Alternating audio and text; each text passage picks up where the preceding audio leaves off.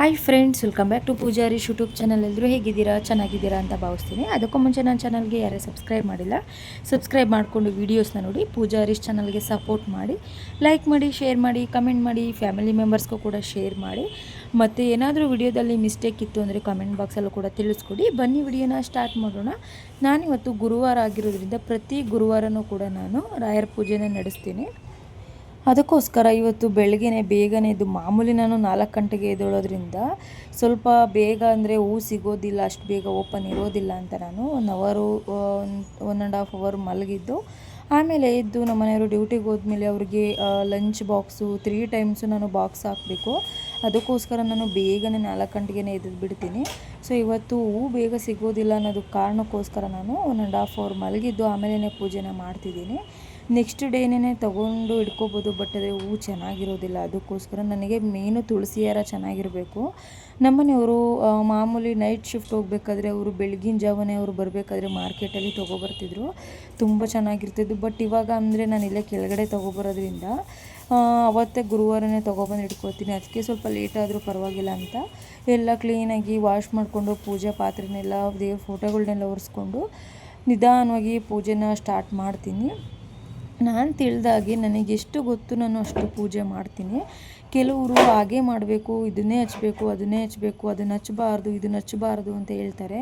But ನನಗೆ ತಿಳಿದಂಗೆ ನಾನು ಹೇಳೋದೇನೆಂದರೆ, ನಮ್ಮ ಮನಸ್ಸಲ್ಲಿ ಭಕ್ತಿ ಇದ್ದರೆ ಸಾಕು. ಇವಾಗ ನಮ್ಮ ಮನೆಯಲ್ಲಿ ಏನಿರುತ್ತೆ ಅದನ್ನೇ ಯೂಸ್ ಮಾಡಿಕೊಂಡು ನಾವು ಭಕ್ತಿಯಿಂದ ಪೂಜೆ ಮಾಡೋದ್ರಿಂದ ಯಾವುದೇ ತಪ್ಪಿಲ್ಲ ಅಂತಲೇ ಹೇಳ್ಬೋದು. ಸೊ ಅದಕ್ಕೋಸ್ಕರ ನನಗೆ ತಿಳಿದಂಗೆ ನಾನು ನಡೆಸ್ಕೊಂಡು ಹೋಗ್ತೀನಿ. ನಾನು ಯಾರನ್ನೂ ಕೇಳೋದಾಗಲಿ, ನಾನು ಯಾವ ಫೋನಲ್ಲಾಗಲಿ ಏನೂ ನೋಡೋದಿಲ್ಲ.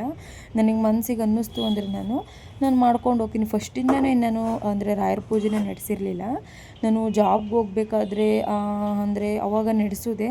ಬಟ್ಟು ಪೂಜೆನ ಮಾಡಿ ಅರ್ಧಕ್ಕೇ ಅದನ್ನು ನಿಲ್ಲಿಸಬಾರ್ದು. ನನಗೆ ಅಡ್ಜಸ್ಟ್ ಆಗ್ತಿರಲಿಲ್ಲ, ಅದಕ್ಕೋಸ್ಕರ ನಾನು ಗ್ಯಾಪ್ ಕೊಟ್ಟಿದ್ದೆ. ಇವಾಗ ಅಂದರೆ ಮನೆಯಲ್ಲೇ ಇರೋದ್ರಿಂದ ನಾನು ನಡೆಸ್ತಿದ್ದೀನಿ. ನಾವು ಪ್ರತಿ ವರ್ಷವೂ ಕೂಡ ರಾಯರಿಗೆ ದರ್ಶನ ಮಾಡ್ತೀವಿ. ನಾವು ಪ್ರತಿ ವರ್ಷ ಅಂದರೆ ನ್ಯೂ ಇಯರ್ ಆಗಿ 1 ವೀಕ್ ಆದಮೇಲೆ ನಾವು ಪ್ರತಿ ವರ್ಷವೂ ಕೂಡ ಅಲ್ಲಿಗೆ ಹೋಗಿ ನಾವು ಅಲ್ಲಿ ದರ್ಶನ ಮಾಡ್ಕೊಂಬರ್ತೀವಿ. ಮತ್ತು ನಾನು ರಾಯರ ಪೂಜೆನೂ ಕೂಡ ನಡೆಸ್ಕೊಂಡಿದ್ದೀನಿ.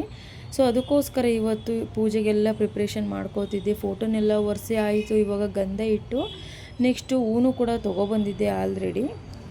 ಒಂದಿನ ಮುಂಚೆನೇ ನೈಟ್ ನಾನು ನೆಕ್ಸ್ಟ್ ಡೇ ಅಂದರೆ ನಾಳೆ ಗುರುವಾರ ಅಂದರೆ ಇವತ್ತಿನ ನಾನು ಪೂಜಾ ಪಾತ್ರೆಗಳ್ನ ತೊಳೆದಿಡ್ಕೋತಿದ್ದೆ. ಬಟ್ ಆದರೆ ನೈಟ್ ನೆನ್ನೆ ಕಿಚನೆಲ್ಲ ಕ್ಲೀನ್ ಮಾಡಿಕೊಂಡೆ ಅಂತ ನನಗೆ ಆಗಲಿಲ್ಲ, ಟೈಮ್ ಆಗೇ ಹೋಯ್ತು. ಅಷ್ಟರಲ್ಲಿ ನಮ್ಮ ಮನೆಯವರು ಕೂಡ ಬಂದೇ ಬಿಟ್ಟರು. ಅದಕ್ಕೋಸ್ಕರ ಬೆಳಗ್ಗೆ ಎದ್ದು ಎಲ್ಲ ಪೂಜಾ ಪಾತ್ರೆನೆಲ್ಲ ವಾಶ್ ಮಾಡಿಕೊಂಡು ಮಾಡ್ತಿದ್ದೆ. ನಾನು ತಿಳಿದಂಗೆ ಇತ್ತೀಚೆಗೆ ನಾನು ಅಂದರೆ ರೀಲ್ಸ್ಗಳೆಲ್ಲ ಅಂದರೆ ಇನ್ಸ್ಟಾಗ್ರಾಮಲ್ಲಾಗಲಿ ಯೂಟ್ಯೂಬಲ್ಲಾಗಲಿ ನೋಡಿದ್ದೀನಿ, ಊದುಬತ್ತಿನ ಹಚ್ಚಬಾರ್ದು ಮತ್ತು ತುಪ್ಪದ ದೀಪನೇ ಹಚ್ಚಬೇಕು, ಅದನ್ನು ಹಚ್ಚಬಾರ್ದು, ಇದನ್ನು ಹಚ್ಚಬಾರ್ದು ಅಂತ ಹೇಳ್ತಾರೆ. ಬಟ್ ನಾನು ಮಾಮೂಲಿ ನನ್ನ ಮನೆಯಲ್ಲಿ ಏನು ಪೂಜೆ ಮಾಡ್ತೀನಿ, ಊದುಬತ್ತಿನೇ ಹಚ್ಚುತ್ತೀನಿ, ಮಾಮೂಲಿ ಹರಳೆಣ್ಣೆ ದೀಪನೇ ನಾನು ಹಚ್ಚೋದು. ಸೊ ಏನಕ್ಕೆ ಅಂದರೆ ಅವ್ರವ್ರ ಭಕ್ತಿ, ಅವ್ರವ್ರ ಮನೆಯಲ್ಲಿ ಹೇಗೆ ಪೂಜೆ ಮಾಡ್ತಾರೆ, ಹೇಗೆ ನಡೆಸಿರ್ತಾರೆ ಅದನ್ನು ಅವರು ನಡೆಸ್ಕೊಂಡು ಹೋಗ್ತಾರೆ ಅಂತಲೇ ಹೇಳ್ಬೋದು. ನಾವು ಅವ್ರು ಹೇಳಿದ್ರು ಇವ್ರು ಹೇಳಿದ್ರು ಅಂತ ನಾವು ಹಾಗೇ ಮಾಡಬೇಕು, ಇದನ್ನೇ ಇಡಬಾರ್ದು ಅಂತ ಏನಿಲ್ಲ. ನಮಗೆ ತಿಳಿದಂಗೆ ನಾವು ನಡೆಸ್ಕೊಂಡು ಹೋಗಬೇಕು.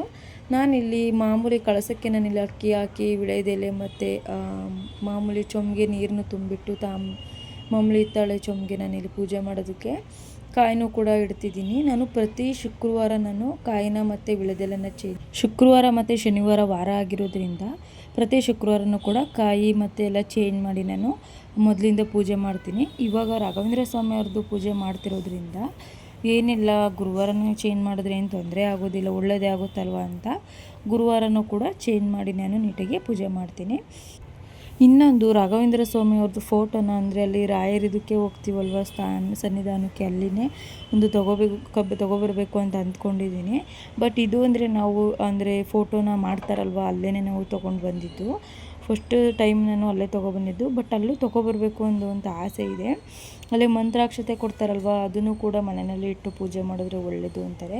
ಬಟ್ ನಾನೇನು ಮಾಡ್ತೀನಿ ಅಂದರೆ, ನಾನು ಯಾವಾಗಲೂ ರಾಘವೇಂದ್ರ ಸ್ವಾಮಿ ಅವ್ರಿಗೆ ಇಲ್ಲಿ ಸನ್ನಿಧಾನಕ್ಕೆ ಹೋದಾಗ ನಾನು ಹಾಗೇ ಬಾಯಿಗೆ ಹಾಕ್ಕೋತೀನಿ. ನನಗೆ ಅಷ್ಟು ಗೊತ್ತಿರಲಿಲ್ಲ. ನಾನು ಇತ್ತೀಚೆಗೆ ಯಾರೋ ಹೇಳಿದ್ದನ್ನು ಕೇಳಿದ್ದೆ, ಅದನ್ನು ಇಟ್ಟು ಪೂಜೆ ಮಾಡೋದ್ರಿಂದನೂ ಕೂಡ ಒಳ್ಳೆಯದಾಗುತ್ತೆ ಅಂತ.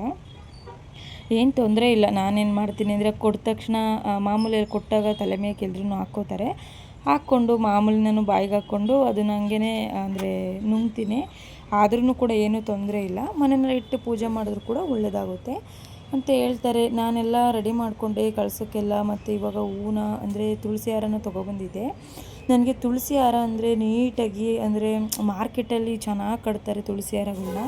ಇಲ್ಲಿ ಅಂದರೆ ಅಷ್ಟು ನೀಟಾಗಿ ಕಟ್ಟೋದಿಲ್ಲ, ಹಿಂಗೆ ಬೇಕಂಗೆ ತುಂಬ ದಾರನ ಉದ್ದ ಉದ್ದ ಬಿಟ್ಟು ಕಟ್ಟಿರ್ತಾರೆ. ಅಷ್ಟು ಚೆನ್ನಾಗಿ ದುಡ್ಡು ಜಾಸ್ತಿ ಕೊಟ್ಟು ಪರವಾಗಿಲ್ಲ, ನೀಟಾಗಿರಬೇಕು. ಯಾವುದೇ ಆಗಲಿ ಹೂಗಳಾಗಲಿ ಏನೇ ಆಗಲಿ, ನನಗೆ ಹೂವು ಫ್ರೆಶ್ ಆಗಿರಬೇಕು. ನನಗಾದರೂ ಹೋಗಲಿ, ನಮ್ಮನೆಯವರಂತೂ ಸ್ವಲ್ಪ ಕೂಡ ಹೂ ಬಾಡಿದ್ರು ಕೂಡ ಅವ್ರು ತೊಗೊಂಡೇ ಬರೋದಿಲ್ಲ. ಫಸ್ಟು ಮಾರ್ಕೆಟಲ್ಲಿ ತೊಗೊಬರ್ತಿದ್ರು. ತುಂಬ ಅಂದರೆ ಎಷ್ಟು ಫ್ರೆಶ್ ಆಗಿರ್ತಿತ್ತು ಅಂದರೆ ಹೂವು ಬೆಳಗಿನ ಜಾವನೇ ಎತ್ಕೊಬರ್ತಿದ್ರು. ಇವಾಗ ಅಂದರೆ ಇಲ್ಲಿ ಆಲ್ಮೋಸ್ಟು ನೆನ್ನೆ ತೊಗೊಂಬಂದಿರ್ತಾರಲ್ವ, ಅದು ಬೇಗ ಖಾಲಿ ಆಗಲಿ ಅಂತ ಆ ಹೂವನ್ನೇ ಬೆಳಗ್ಗೆನೇ ಸೇಲ್ ಮಾಡ್ತಾರೆ. ನಾವು ಬೆಳಗ್ಗೆನೇ ತೊಗೊಂಬರ್ತೀವಿ. ಅದು ತುಂಬ ಬಾಡೋಗಿ ಮಧ್ಯಾಹ್ನದಷ್ಟೊತ್ತಿಗೆ ಹೂವು ಇರೋದಿಲ್ಲ. ನೀವು ಅಬ್ಸರ್ವ್ ಮಾಡಿ, ಫ್ರೆಶ್ ಆಗಿರೋ ಹೂವನ್ನ ಮುಡಿಸಿ ನೀವು ಮಧ್ಯಾಹ್ನದವರೆಗೂ ಫ್ರೆಶ್ಶಾಗೇ ಇರುತ್ತೆ. ಅದರಲ್ಲೂ ಚಳಿಗಾಲ ಆದ್ರಂತೂ ಸ್ವಲ್ಪನೂ ಬಾಡಿರೋದಿಲ್ಲ. ಅದೇ ಬಾಡಿರೋ ಹೂವನ್ನೇ ತೊಗೊಬಂದು ಪೂಜೆ ಮಾಡಿದ್ರೆ ಆಲ್ಮೋಸ್ಟ್ ಒಂದು 12 ಗಂಟೆ ಅಷ್ಟರಲ್ಲೇ ಹೂವೆಲ್ಲ ಬಾಡಿ ಹೋಗಿರುತ್ತೆ. ನಾನು ಕೂಡ ಹೂವೆಲ್ಲ ಮುಡಿಸಿ ರೆಡಿ ಮಾಡಿದ್ದೀನಿ. ನಮ್ಮದು ಮನೆ ದೇವರು ತಿಮ್ಮಪ್ಪ ಆಗಿರೋದ್ರಿಂದ ನಾವು ಪ್ರತಿ ವರ್ಷವೂ ಕೂಡ ತಿರುಪತಿಗೆ ಹೋಗ್ತೀವಿ. ಪ್ರತಿ ವರ್ಷವೂ ಮಿಸ್ ಮಾಡೋದಿಲ್ಲ. ತಿಮ್ಮಪ್ಪಂಗೂ ಹೋಗ್ತೀವಿ. ಮತ್ತು ಹೊಸ ವರ್ಷ ಜನವರಿ ಟೈಮಲ್ಲಿ ಪ್ರತಿ ವರ್ಷವೂ ಕೂಡ ರಾಘವೇಂದ್ರ ಸ್ವಾಮಿಗೂ ಕೂಡ ನಡ್ಕೋತೀವಿ. ಇದೇ ಥರ ನಮ್ಮನ್ನು ಕರೆಸ್ಕೊಳ್ಳಿ ದೇವರು ಅಂತ ನಾನು ಯಾವಾಗಲೂ ಬೇಡ್ಕೋತೀನಿ.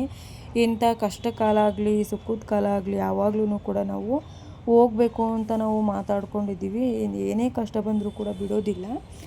ದೇವರು ಕೂಡ ಹಂಗೆ ಕರೆಸ್ಕೊಳ್ಳಿ ಅಂತ ಬೇಡ್ಕೋತೀನಿ. ನಮಗೆ ಅನಿಸಿದೆ ಧರ್ಮಸ್ಥಳಕ್ಕೆ ಹೋಗಬೇಕು ಅಂತ ಅಂದ್ಕೊಂಡಿದ್ದೀವಿ. ತುಂಬ ದಿನ ಅಂದರೆ ವರ್ಷಗಳೇ ಆಗೋಯಿತು. ನಾವು ಮದುವೆಯಾಗಿ 3 ವರ್ಷ ಆಯಿತು ಅಂದರೂ ಕೂಡ ಇನ್ನೂ ಹೋಗೋದಕ್ಕಾಗಿಲ್ಲ. ಅಲ್ಲಿಗೆ ನಾವು ಅಂದ್ಕೋಬೇಕು, ಆ ದೇವರು ಯಾವಾಗ ಕರೆಸ್ಕೊಳುತ್ತೆ ಯಾವಾಗಲೇ ನಮಗೆ ಹೋಗೋದಕ್ಕೆ ಅದೃಷ್ಟ ಮತ್ತು ಗಳಿಗೆ ಕೂಡುತ್ತೆ ಅಂತಲೇ ಹೇಳ್ಬೋದು. ಸದ್ಯದಲ್ಲಿ ಮಾತ್ರ ಧರ್ಮಸ್ಥಳಕ್ಕೆ ಹೋಗಬೇಕು ಅಂತ ಅಂದ್ಕೊಂಡಿದ್ದೀವಿ. ಹೋಗಬೇಕು. ನೆಕ್ಸ್ಟ್ ನಾನು ರೀಸೆಂಟಾಗಿ ಮಾಮೂಲಿ ಗೌರಿ ಹಬ್ಬ ಕಳೆದ್ಮೇಲೆ ತಿಮ್ಮಪ್ಪಂಗೆ ಹೋಗಬೇಕು ಅಂದ್ಕೊಂಡಿದ್ವಿ. ಅದು ಮುಗಿದ್ಮೇಲೆ ಇನ್ನೇನು ಹೊಸ ವರ್ಷವೂ ಕೂಡ ಬಂತು. ಇನ್ನೇನು ಹೊಸ ವರ್ಷವೂ ಕೂಡ ಬಂದಮೇಲೆ ರಾಘವೇಂದ್ರ ಸ್ವಾಮಿಯವ್ರಿಗೂ ಕೂಡ ಹೋಗ್ಬೋದು. ಅಲ್ಲಿ ಹೋಗಿ ನಾವು ಸ್ಟೇ ಆಗೋದಾಗಲಿ ಆ ಥರ ಏನೂ ಮಾಡೋದಿಲ್ಲ. ಹೋಗಿ ಮಾಮೂಲಿ ದರ್ಶನ ಮಾಡಿಕೊಂಡು ಹಾಗೆಯೇ ಬರ್ತೀವಿ. ಬಟ್ಟು ಅಲ್ಲಿ ಸ್ಟೇ ಕೂಡ ಆಗಿ ಅಲ್ಲಿ ಸುತ್ತಮುತ್ತ ಒಂದೆರಡು ಪ್ಲೇಸ್ ಇದೆ, ನೋಡ್ಕೊಂಡು ಬರ್ಬೋದು. ಬಟ್ ಏನು ಮಾಡೋದು, ಇಲ್ಲಿ ಬೆಂಗಳೂರಲ್ಲಿ ಕೆಲಸ ಅಂತ ರಜೆನೂ ಕೂಡ ಜಾಸ್ತಿ ಹಾಕೋದಕ್ಕಾಗೋದಿಲ್ಲ ಅಲ್ವಾ. ಅದಕ್ಕೋಸ್ಕರ ನಾವು ಜಾಸ್ತಿ ಹೋಗಿ ಪೂಜೆ ಎಲ್ಲ ಮಾಡಿಸ್ಕೊಂಡು ಮಾಮೂಲಿ ಬರ್ತೀವಿ. ಪೂಜೆನೂ ಕೂಡ ಎಲ್ಲ ಆಯಿತು. ಆಲ್ಮೋಸ್ಟ್ 11 ಗಂಟೆ ಆಗಿತ್ತು ಅನಿಸುತ್ತೆ ಇವತ್ತು ಇದ್ದಿದ್ದು ನೋಡಿದ್ರೆ ಅಷ್ಟು ಬೇಗ. ನನಗೆ ನಿಧಾನವಾಗಿ ನನಗೆ ನೀಟಾಗಿ ಕೆಲಸ ಆಗಬೇಕು. ಅವಸರದಲ್ಲಿ ನನಗೆ ಕೆಲಸ ಮಾಡಿದ್ರೆ ನನಗೆ ಇಷ್ಟನೂ ಆಗೋದಿಲ್ಲ ಕೆಲಸ ಮಾಡೋದು. ಅದಕ್ಕೋಸ್ಕರ ನಮ್ಮನೆಯವ್ರಿಗೆ ತಿಂಡಿ ಮಾಡಿಕೊಟ್ರೆ ಮುಗೀತು, ಒಂದು ಸಮಾಧಾನ ಆದಂಗೆ.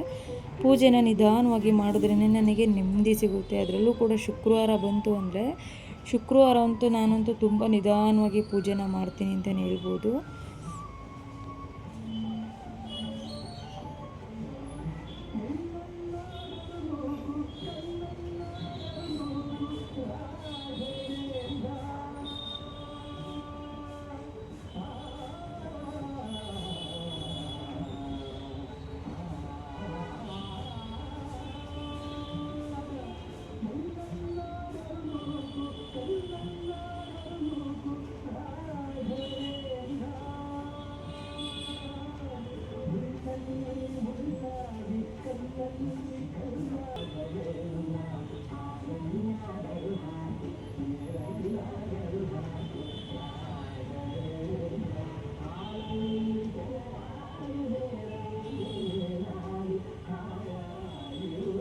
ಪೂಜೆನೂ ಕೂಡ ಆಯಿತು ಫೈನಲಿ. ವಿಡಿಯೋನ ಕೊನೆವರೆಗೂ ನೋಡಿದ್ದಕ್ಕೆ ತುಂಬ ಧನ್ಯವಾದಗಳು. ಏನೇ ಮಿಸ್ಟೇಕ್ ಇದ್ದರೂ ಕೂಡ ವಿಡಿಯೋದಲ್ಲಿ ನನಗೆ ತಿಳಿಸ್ಕೊಡಿ. ಈ ಥರ ಮಾಡಬಾರ್ದು, ಈ ಥರ ಮಾಡಬೇಕು. ಏನಾದರೂ ಒಂದು ದೊಡ್ಡವರಾಗಲಿ ಯಾರೇ ಆಗಲಿ ವಿಡಿಯೋ ನೋಡ್ತಿದ್ರೆ ಏನಾದರೂ ತಪ್ಪಿದ್ದಲ್ಲಿ ಕ್ಷಮಿಸಿ. ಕೊನೆವರೆಗೂ ವಿಡಿಯೋ ನೋಡೋದಕ್ಕೆ ತುಂಬ ಧನ್ಯವಾದಗಳು. ನೆಕ್ಸ್ಟ್ ವಿಡಿಯೋದಲ್ಲಿ ಸಿಗೋಣ.